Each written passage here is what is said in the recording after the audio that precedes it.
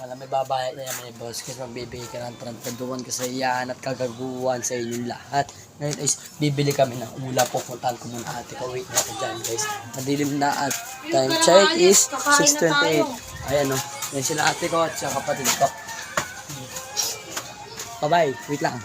So what's up guys? Ito nagbabalik naman si Boss Chris nyo. Sorry ba?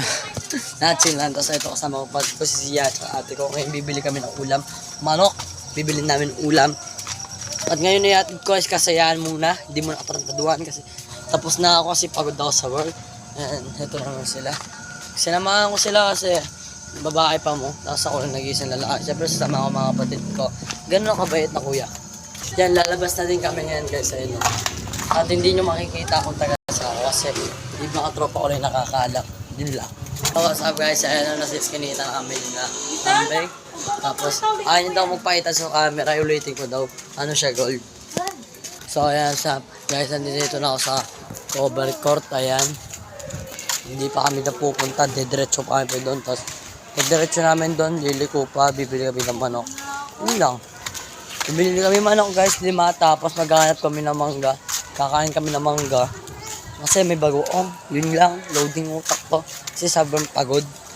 Pero nagbabalag pa rin, sipag ko eh. Uy, maganda este este tao So ngayon shout out sa mga babae ko dyan. Bye. And so shout out kay Cyrus, sa solid supporters ko dyan. And thanks sa mga solid supporters ko na nanonood dyan. Yun lang. Paalam at bibili na din ako ng manok. Yes, sasali na lang yung manok.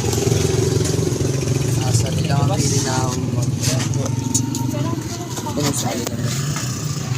Sali naman. Balo mo yung salwan ko.